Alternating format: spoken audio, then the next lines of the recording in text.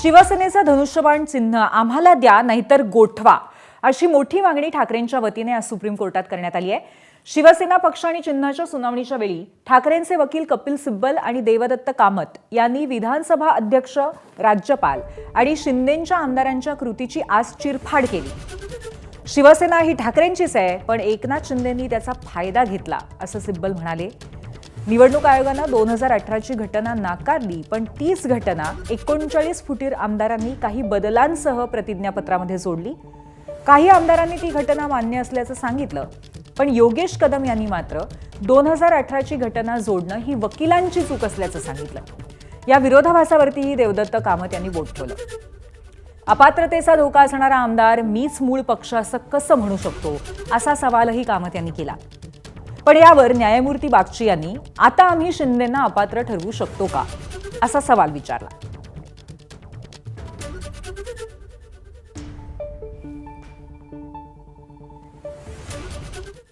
नेमकं आज कोर्टामध्ये काय काय झालं, पुन्हा एकदा एक नजर टाकूया। ग्राफिक्सच्या माध्यमातून सविस्तर बघूयात। कपिल सिब्बलांचा आज युक्तिवाद काय होता आपण बघतोय। धनुष्यबाण चिन्ह आणि शिवसेना पक्ष ठाकरेंचाच फायदा मात्र शिंदेंनी घेतला, असा जोरदार युक्तिवाद त्यांनी आज केला। धनुष्यबाण हे चिन्ह आम्हाला द्या नाहीतर गोठवा अशी मोठी मागणी आज कपिल सिब्बलांनी केली आहे। बंडखोरी झाली तेव्हा पक्ष कोणता होता हे महत्त्वाचं।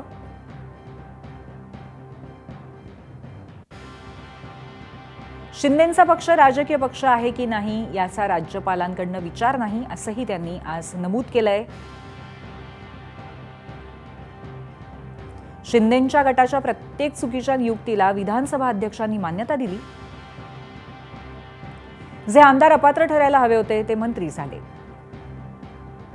विधिमंडळ पक्षाला राजकीय पक्ष समजणं हेच बेकायदेशीर असल्याचा एक मोठा मुद्दा त्यांनी आज कोर्टामध्ये मांडला। अपात्र ठरू शकणाऱ्या आमदारांच्या पाठिंब्यावरती नार्वेकर अध्यक्ष, 2018च्या पक्षघटनेला आयोगाचा आक्षेप एकनाथ शिंदेंचा नाही, हे त्यांनी आज पुन्हा एकदा जाणवून दिलं। शिंदेंनी स्वतःची मुख्य नेता म्हणून नेमणूक करून घेणं बेकायदेशीर असल्याचं सुद्धा त्यांनी आज कोर्टामध्ये सांगितलं।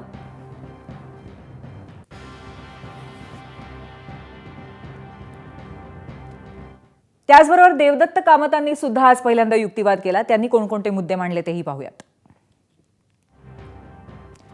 2014 ते 2018 दरम्यानच्या निवडणुका ठाकरेंच्या नेतृत्वात झाल्या।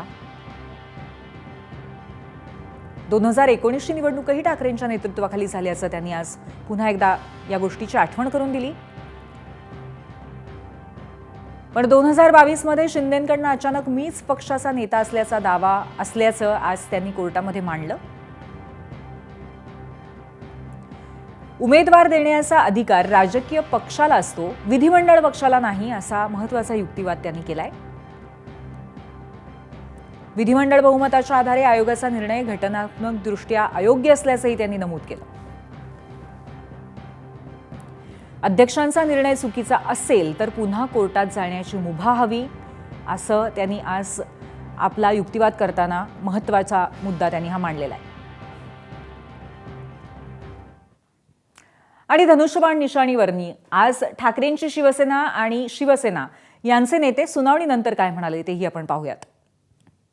शिवसेनेच्या भावना आता मशालीवर पण जोडल्यात ना।